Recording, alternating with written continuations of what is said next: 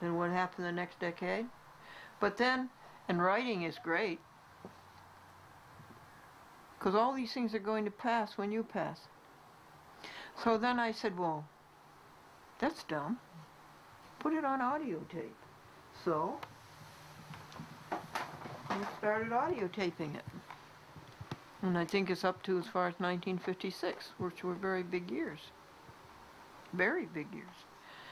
And I said, that's dumb. Put it on videotape.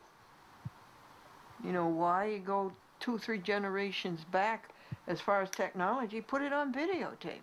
And that's what I'm doing. In fact, I finished it.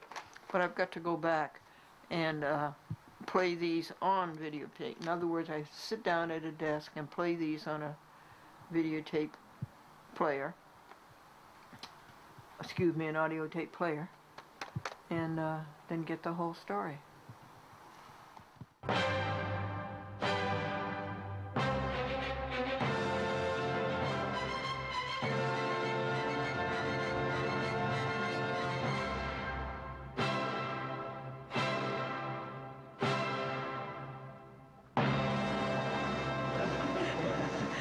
And then, ladies, one day I mailed a tape cassette, you know, a little audio cassette, not a video cassette like this. And I mailed it to Providence, Rhode Island. And I came back in the afternoon, and I was lying down. I got a telephone call, and the man said on the other end, he says, "Are you Glendora Folsom?" And I says, "Yes." And he says, "Did you send a package to Providence, Rhode Island this morning?" And I said, "Yes." And he says, "Well, it's humming." To me, it was kind of funny, but to him, it wasn't. And so he says, "You get over here just as fast as you can." Well, I get over there, you know, and here's all these postal inspectors, you know, they all have guns on their hips and everything, you know. And they stood right by me and said, "You unwrap that." And sure enough, it was humming. What had happened was that the cassette, for some reason, that little player, you know, something hit that button, and it started to roll. And can you imagine being in the post office and hearing all this foolish stuff coming out of the package? I met Glendora when I was working at the public access TV station in Manhattan in 2006. I knew her mostly from the phone conversations we had before I met her face to face. She told me stories of early television and her days as a Porta-Pack pioneer. She was amazed by the ever-changing media technology and described in detail her efforts to keep up with it. I was amazed by her devotion to produce media in her later years. Glendora would tell me one joke per phone call and leave more on my voicemail when I could not answer. She sent me handwritten notes in the mail. One had her show details on the back of a photocopied image of a young Glendora with Bob Hope. I was intrigued.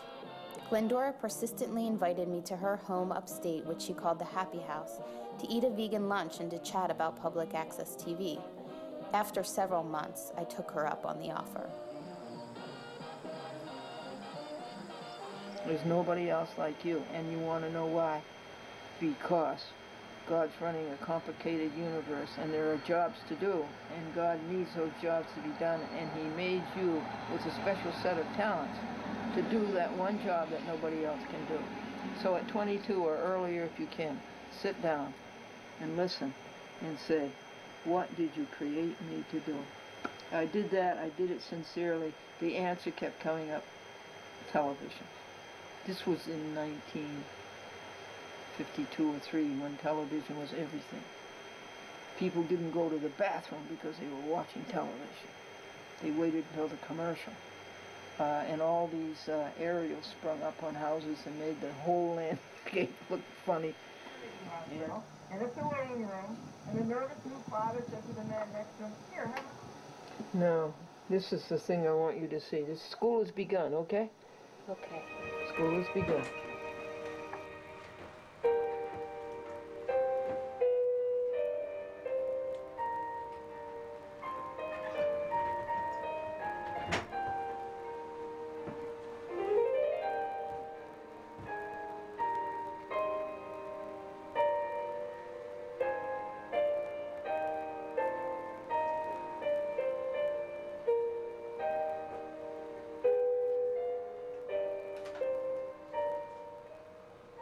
Hello, everybody.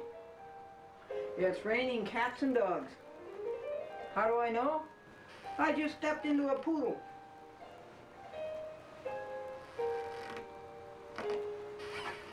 I have announcements, and I will help you with your announcement. Do you have anything you want people to know? I'll help every way I can with your announcements. It takes me about a month, though, to get them on the tube.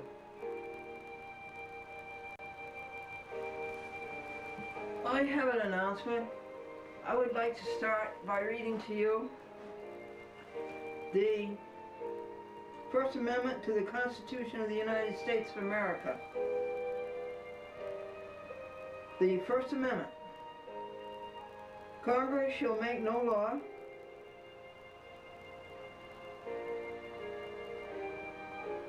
respecting an establishment of religion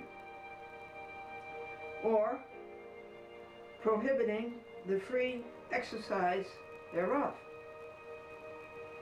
or abridging the freedom of speech or of the press, or the right of the people peaceably to assemble and to petition the government for a redress of grievances. You can't get into NBC or CBS because it's like trying to get into the castle or the fortress of Henry VIII. So I went way up into the backwoods, into Pittsfield, Massachusetts, and I started my first show. I wanted to start out small, so it was a kids' show. The show moved from 15 minutes a week to 45 minutes a day in Manchester, New Hampshire, on Channel 9, WMUR, and it was the SS Glendora. And I told the kids that the SS stood for steamship, and they said, no, it stands for stupid show. Milton Bradley became the sponsor of the SS Glendora. The people who were behind Captain Kangaroo got in and tried to talk Milton Bradley out of dropping me and sponsoring Captain Kangaroo. That was not nice, was it?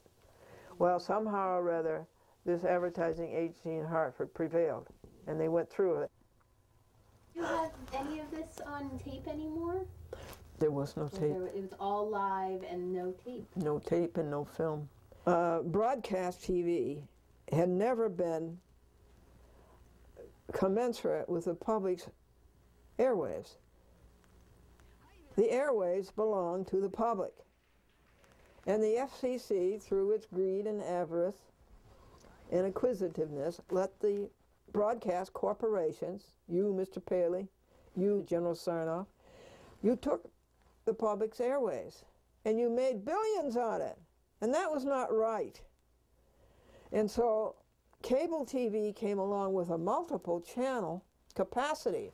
Thank God that the Congress of the United States ruled that the cable operators had to relegate a channel to the public. That was the beginning of PEG, Public Educational and Government Access.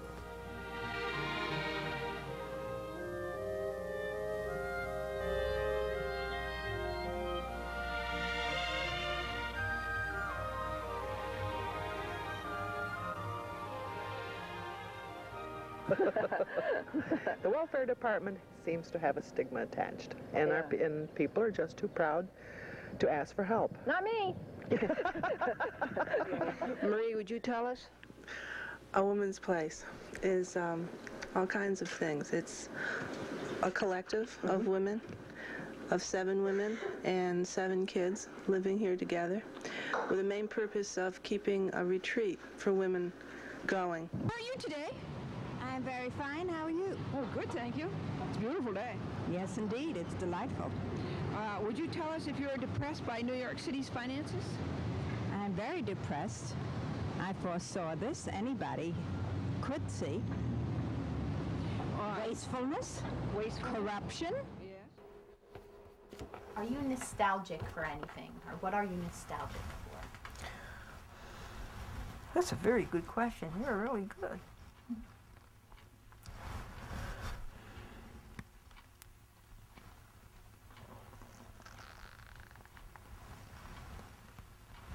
No, I'm just so happy now. I don't seem to want anything that came from the past. I don't want to seem to go back. You know, Thomas Wolfe wrote the book, You Can't Go Home Again. And you know, I told you about little Jimmy Talbot, 10 years old, and he came back to see me at 62. He was trying to go home again. And from his reports and from the things he told me, I could see that he found out you can go back, but you can't go home again. It's not there. It's not there anymore. And I don't know whether you've been around when somebody dies or not. What do the survivors do? They get a dumpster. And you see that person's life thrown into a dumpster. We are in the town of Ghent. We're going to the museum. It's the Glendora Franklin Public Access Pro Se Newspaper Museum. And there is a Glendora Franklin Living Trust that funds this museum in perpetuity, we hope. This was a beautiful speaker for a CD audio that I use when I videotape a chat with Glendora to have music in the background, and this just doesn't work anymore, so we bought my TV audience a new one, and it's beautiful. These things are so well designed and so intricately manufactured, I just can't throw it out. I've got out my duck boots, folks. And I was filing shoes. Goodbye, summer. Goodbye, fall. We'll see you in 2-3 months. This is my father and mother. These are the joke tellers. Great sense of humor. These are videotapes. You don't remember this, Victoria. It's before you were born.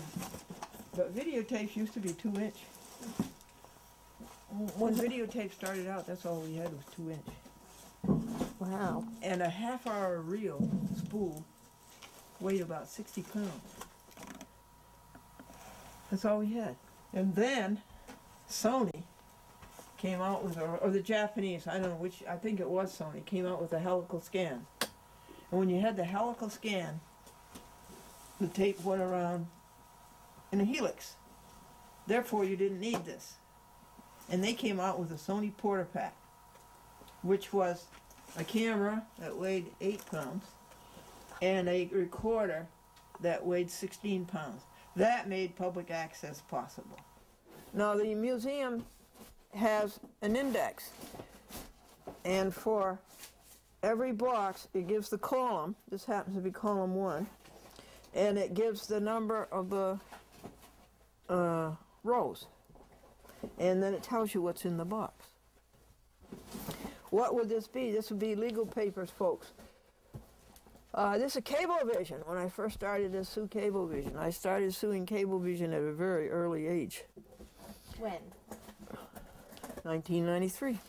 And this is the story of Suzanne McCormick, whose husband died 18 years ago and left her $24 million, and she hasn't seen 1 penny of it. You want to know where it went? It went to Bankers Trust. It went to White and Case Law Firm. It went to the lawyers. This is how crooked the surrogate court is. And someday, it's a whole day to tell you how crooked the guardianship court is. And this Glendora versus Savarino for taking Glendora off of the air, to the TV rather. So goodbye, you crooked judges. We're going to church today, and we will pray for you, that you will find your peace and happiness in your inner person. This is for you judges. Breathe on them breath of God, fill them with life anew, that they may love as thou dost love, and do what thou wouldst do. Breathe on them breath of God, till they are wholly thine, until their glows with thy spirit divine.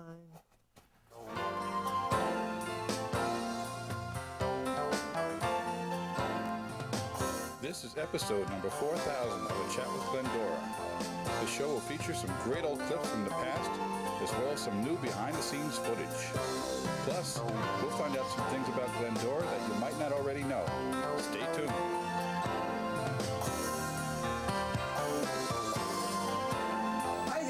everybody. This is Glendora, Chat with Glendora, and Andrew Hersman is helping me celebrate my 4,000th TV show on public access. In 1987, I got a call from the David Letterman show, and they'd heard about a Chat with Glendora on cable TV, and they invited me to be a guest on it. Folks, please welcome the happiness lady, Glendora. Hi, Glendora. How are you? Pleasure to see you. Please have a seat. Now tell me about your personal recipe for happiness. You're known as the happiness lady, Well, is that what they say? No. What do they call you? Glendora. Yeah.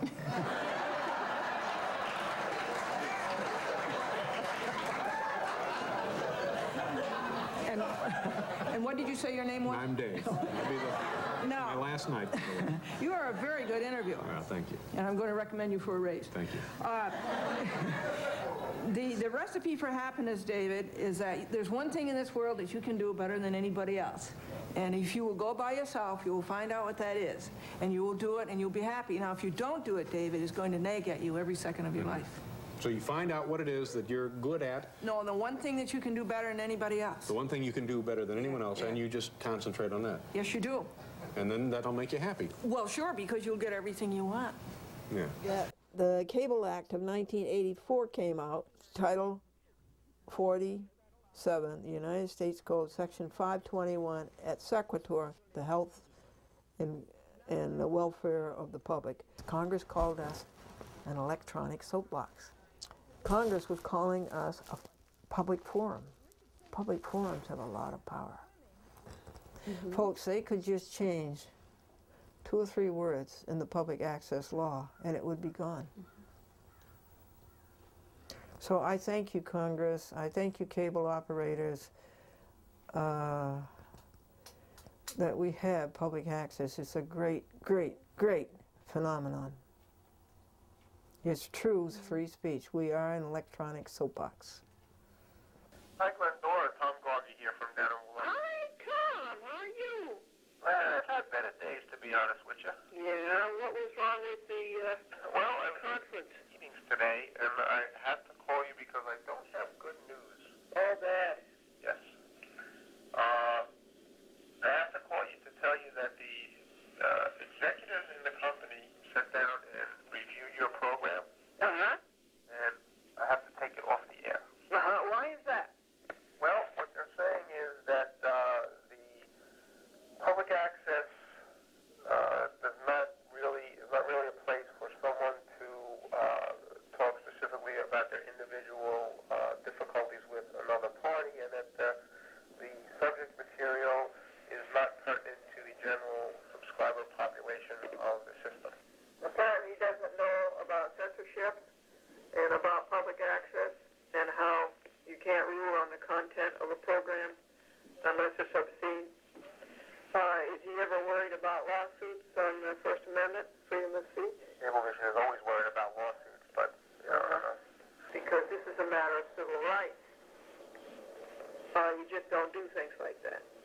That's bad enough to even question the freedom of expression. That's bad enough in itself. But to do it in such a sloppy way, this is totally unacceptable, and it's very dangerous.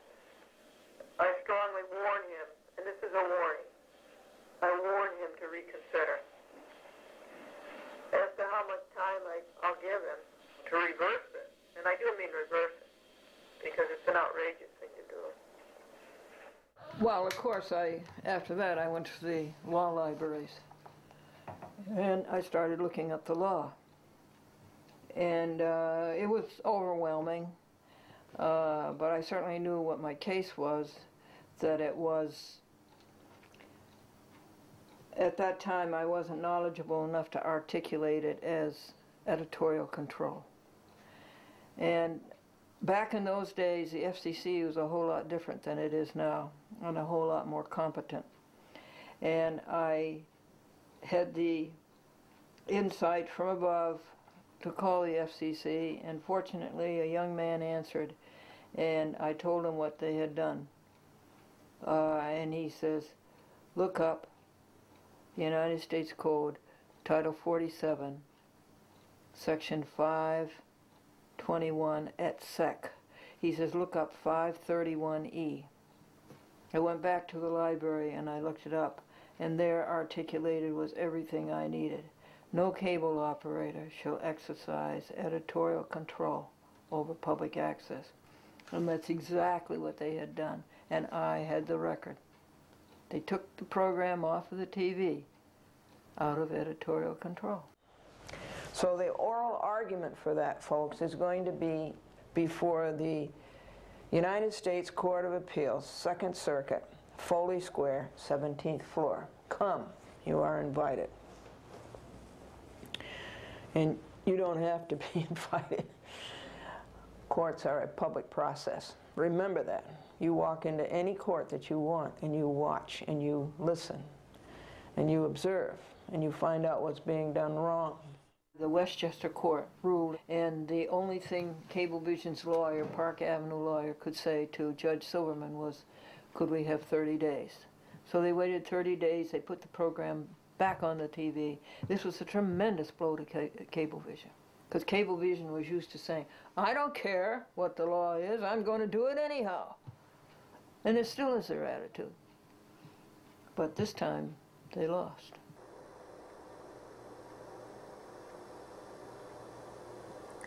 When would this be? It'd be somewhere around 1955, 56.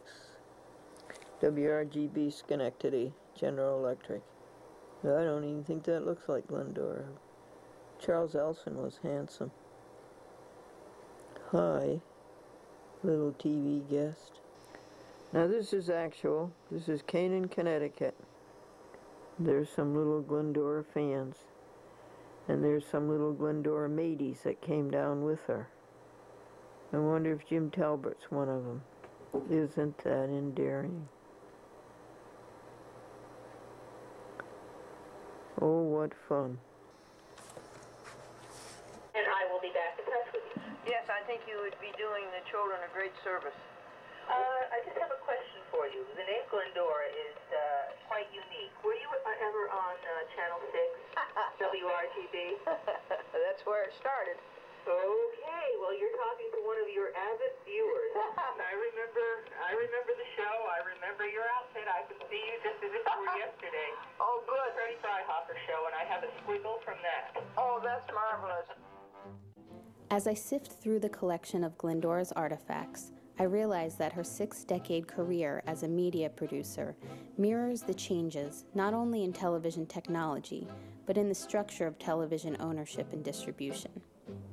In the 1950s and 60s, Glendora was a local broadcast TV star, but as the TV business became consolidated by large companies, access to channels and opportunities disappeared for local independent TV personalities. As more and more television content became nationally syndicated, by the 1970s, public access cable TV was the only avenue left for local voice. Wednesday, April 16th, 10:33 p.m. Yeah, hello. I saw your show on public access, and I must say it touched me deeply. I don't know what to say. You're just a wonderful human being. That's it. Thank you. Hello, Glendora. We are watching a show on the Canadian Access TV network in Connecticut, and an enjoyable program. Keep it up. End of message. I have spent half of my life going from one format to another. These are returns from my TV stations. Those will all be gone. You come back in 4 days, every one of those will be used up and gone out to a TV station again. This is one mailing of a chat with Glendora, probably for some month. Well, it would tell you right down here. $100.20 to mail out a chat with Glendora. Now that's probably another question you have. Why not only do you spend your time and your ergs of energy, but why do you spend so much money? And this is only mailing. Then you have to buy videotapes. Now it's DVDs. And then you have to buy camcorders that you wear out. It's played from the mini DV. It goes into this one right here. This is the bottom DVD. And then it comes out of the bottom DVD and goes into the character generator. out of the character generator up to this DVD, up to this DVD, up to this DVD, up to this DVD, and up to this DVD, and I can't get these two to give a picture. And I was wondering if you could help me, but you don't have time, I don't think now. Anyway, it goes from this DVD over to the bottom, VHS, the Sanyo, up to the next VHS, so forth, and so forth, so that I can make, when the whole thing is operating, I can make 15 dubs at the same time. Well, I have to, if it's going to 60 TV stations.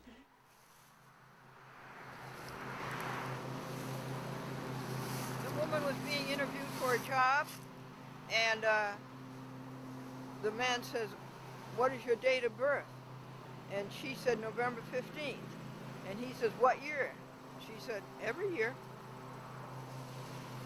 Hey, Mary. Hi, Glendora. How are you, honey? I'm good. How are you? Good, thank you. Hi. I have 20 beautiful shows for you for next month.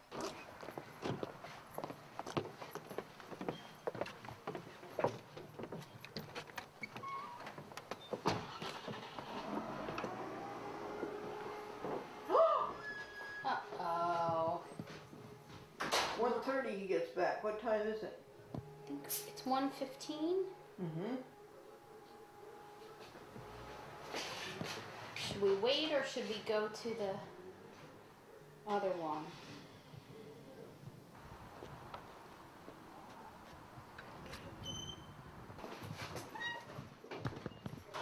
Ah, they're open. Hello. Hi, hon. Hello.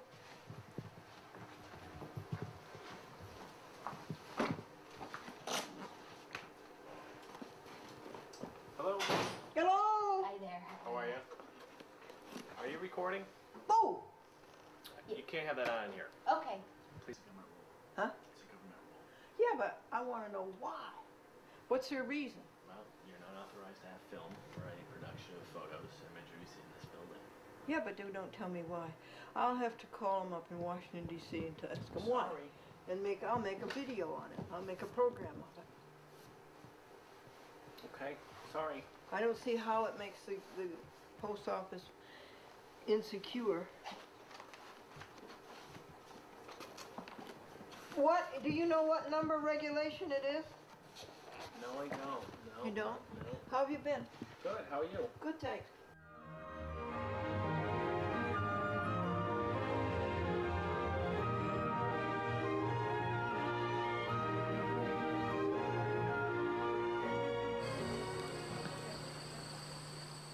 This is Franklin's teddy bear. Franklin got him when he was just when he was only a year old, and that would be in 1919. Little pants, aren't they cute? And this chair is where he went into a coma on the morning of October 18th. You see that calendar up there? That's why I keep that calendar, because it was over his bed that year, the year of his death day. This is his mother and father. This is Franklin and Glendora in 1958. Excuse me. Yeah, 1950. Yeah, that's right. 1958. They'd been married only 4 or 5 years then. May thy rich grace impart strength to our fainting heart. Our zeal inspire. Oh, hear us while we pray. Take all our guilt away. Oh, let us from this day be holy thine. And no Victoria. This is August the 15th. Half of the month is over. We are too busy. We do not value one another. We're all too busy. We're all too busy. think I will have a funeral. And I think I will invite you and others.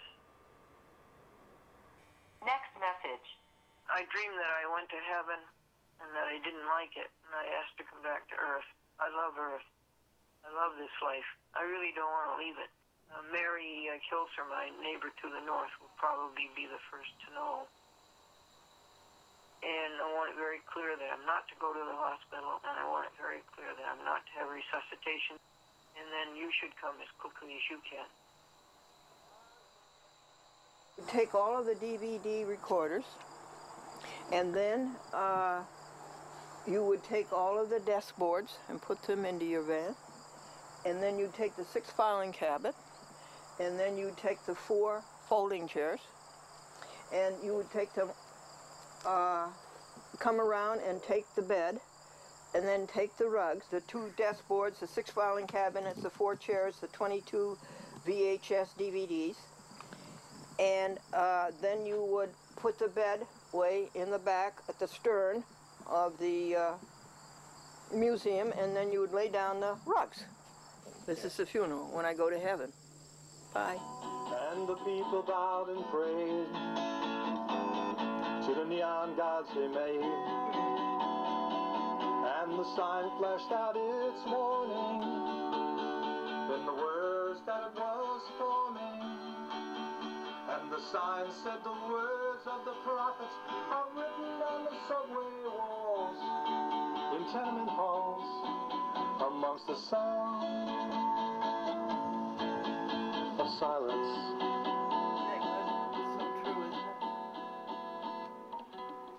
So true. I just handed them. Right there, Mr. Chef, over there by the pot. Oh, yes, right here. We're all going to have some delicious food and beverages, and we're going to have a great time. And everybody's invited to speak, right? Everybody is invited to speak. Except you. And no, I can't speak. No. We'd like to limit it, if we could, to 40. 10 to 12 minutes per speaker. Oh, you're going to die right there on the spot? You don't want to be the late Glendora, huh? Hi, Glendora. It's Barbara Goldberg, and I was very happy to hear from you. But I was kind of upset by what you invited me to, which was your funeral. My funeral, March 6th. I'm hoping that's another joke, or I'm not sure what to think. But I hope you're well, and please give me a call back and allay my worries. And the cat's in the cradle and the silver spoon, little boy blue and the man in the moon. When you're coming home, Dad, I don't know when, but we'll get together then. You know we'll have a good time then.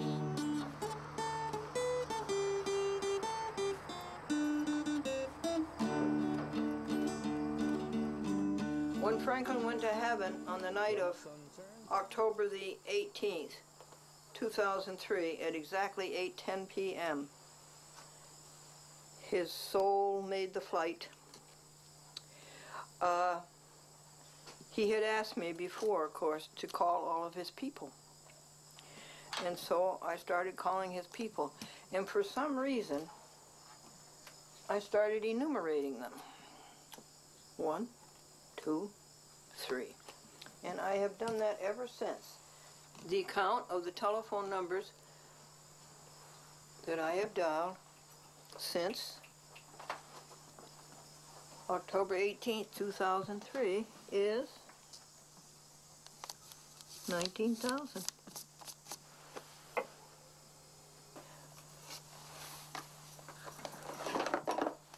Here are the Monday calls. Here's the Saturday calls that I would have been doing today. Friday, Thursday, Wednesday, Tuesday, Monday. And here are the TV stations. And here are calls that are way, can you read that, folks? Way ahead. I won't be doing those for a week or two. And then when those calls are all done, folks, I do the one-time only calls. And that's how I met Victoria. She was a one-time only call at one time. These are TV stations that carry Chat with Glendora. so we have to call them regularly and find out that they're not doing a thing, some of them. And these are the people that I met here at church, local folks.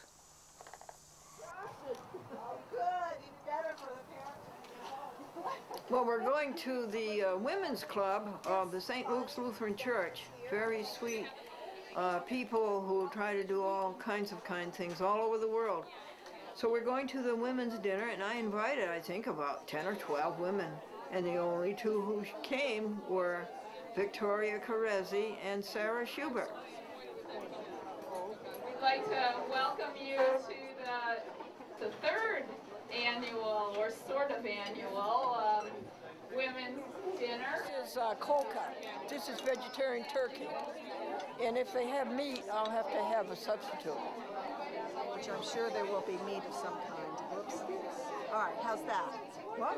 Oh, more. More? Yeah. Can you see the name? Your mic is a dark. The men look nice. They're all dressed up. Yes. I love it. I love having the men wait on us. Hello. Shall I toss? When are you on Birch Cake? Every night. Every night. At what time and what channel? Channel 7. No, Channel 8 for 2 hours, 7 to 9 p.m., Monday through Friday. You wear your hat. Oh, yeah. She always has a hat on. Yeah, It's the hats that throw me off, I have to be honest. The hat threw you off? Throw me off. What's that mean, throw you off? Turn you off? I'm not sure why you wear the hat all the time. What's that? I'm not sure why you wear a hat all the time. My brains are cold and I have to keep them warm. It's the way she That's a good answer. It makes people look at my hat instead of my face. How's that? No. Garçon. I don't think so. Could I see the head garçon, please? The head waiter?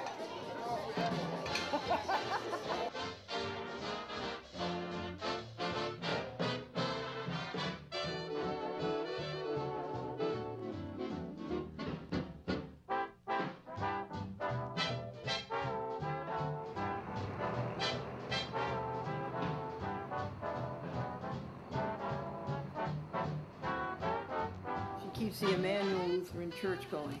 Oh, does she? Yes, she does. I still haven't found your station on TV.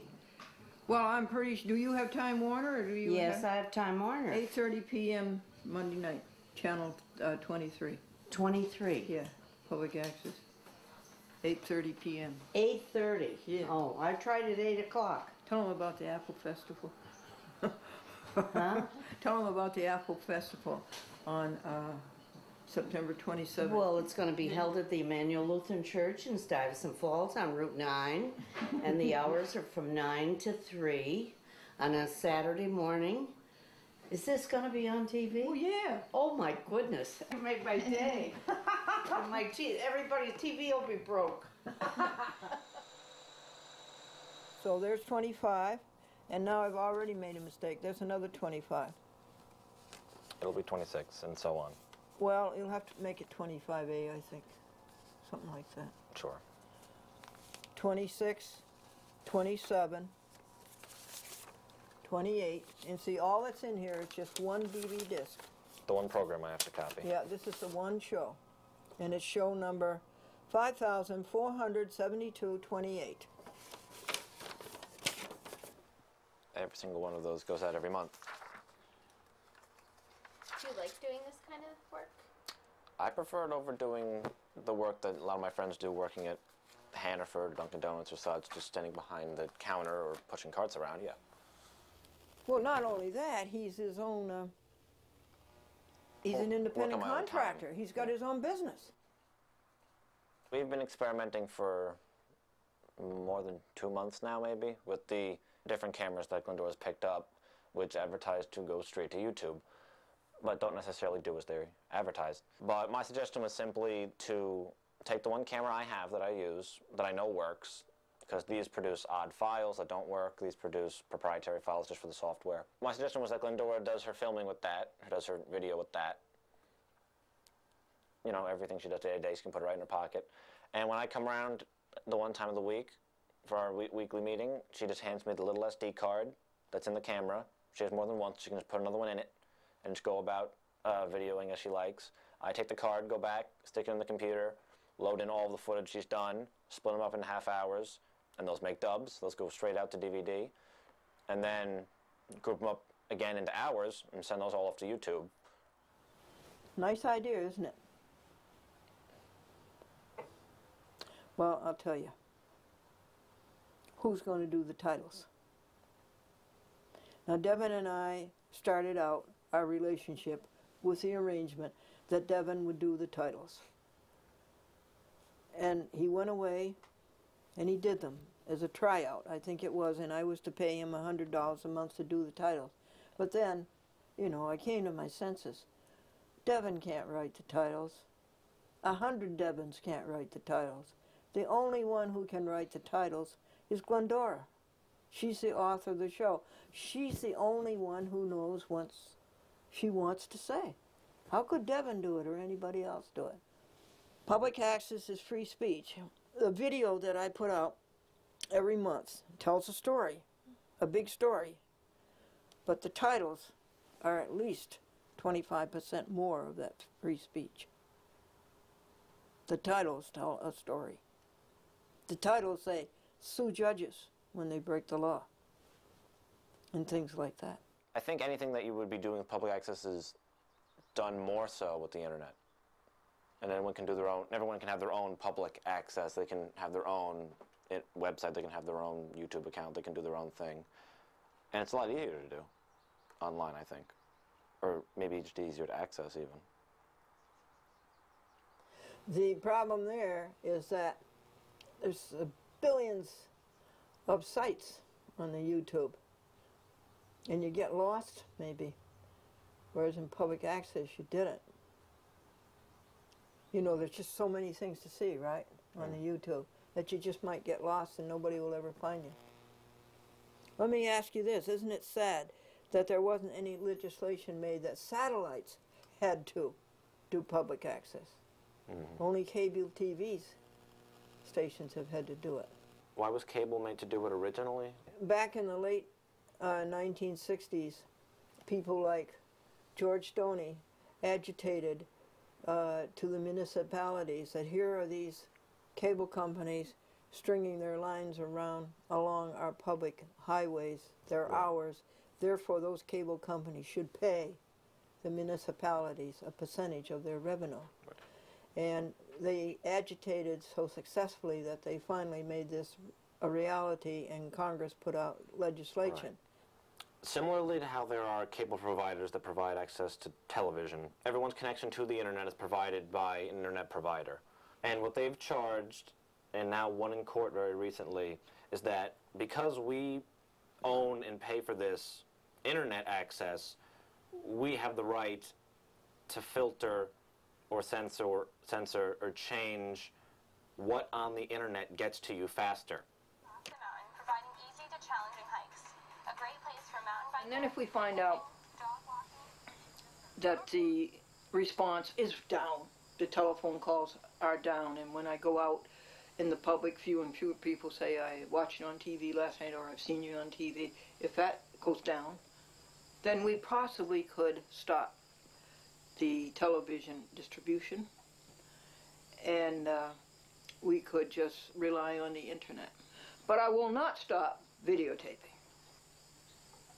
I cannot let God's kaleidoscope go by without making a record of it. The moon that comes up, the rainstorms, sunrises and sunsets, what the cats do that's so funny, what the raccoon does. I can't stop videotaping that. This is the century that I'm in. These are the things that are happening in this century. A record has to be made, and I have to do my part. God's sunshine, God's creation, God's variety, God's beauty, God's colors, God's design, God's manufacturing, God's precision, God's perfection, God's love, the fun and laughter and joy of God. Now you see, you do that, I started it right there, if I keep that up, when I get to 10 after with this second hand, I've had a moment of ecstasy with God. And the more of those you have, the more successful, the more appreciated, the more fulfilled, and the more correct you will be. Now you see, that's why I have a second. I have one here because this is my writing desk. I have one clock there because that's my editing desk. I have one over here in the kitchen when I wash the dishes. I can have one of those moments of supreme happiness anytime I choose. God has never been in a hurry. Jesus lived 30 long years on the earth before beginning his active public ministry. Was Jesus right on schedule? Was he fulfilling God's precise timetable? Yes. Few things worth attaining can be accomplished in a day. What matters is the slow, steadfast, obedient pursuit of the goals to which God calls you. Glendora has a lot of advice for people aimed at the attainment of happiness and fulfillment of one's hopes and dreams. Her self-published how-to books include The Happy Book, Be Perfect, and This is the Answer to Everything. All books are self-distributed on Glendora's cable TV show. Glendora's love in physics was started in graduate school in the late 1960s. She wrote and published 3 subsequent volumes throughout the 1970s. Physics is about force, and force is God, and force is love. If there's a force of love, there's also an equal and opposite force, which is evil. Sometimes I wondered if that isn't why there is evil, because you wouldn't have any upward progress unless you had evil. So force,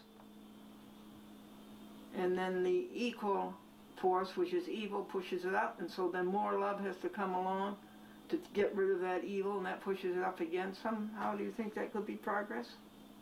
So that's how I went into graduate school, into physics, in the university, to try to understand the universe. And that was the year that the 2 men walked on the moon. It's nothing to sneeze at, Dottie Come. And when you were at school and you were studying with other people, were they studying similar things about God and physics? Oh, no. Well, they all poo-pooed my idea that about the convergence of electromagnetic waves. What were their reasons? Well, they're of a different intellect. They're of a different orientation. They don't want metaphysics.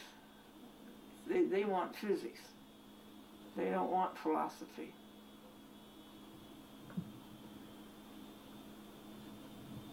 They want to bang electrons and see what kind of a path they make.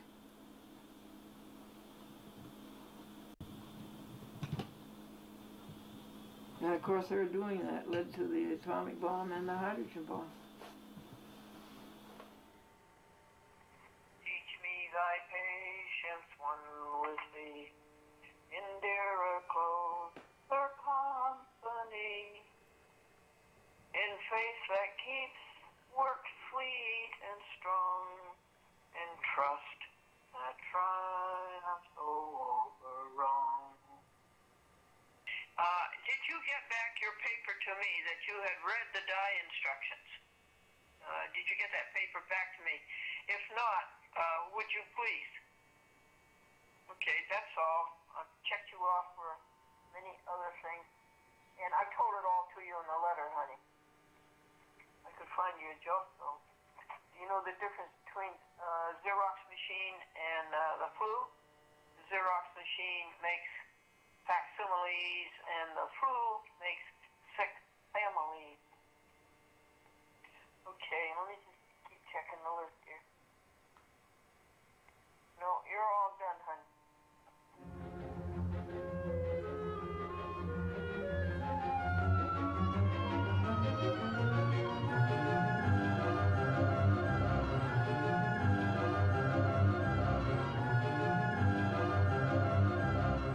Hi there, everybody. How are you today? This is Glendora, and we're out at Top Tops Friendly Markets. You know what you're going to like best about shopping at Tops? The people. Everybody is so helpful. You know, there's a manager and the checkout girls and then the stock boys. And those stock boys are pretty good looking, too.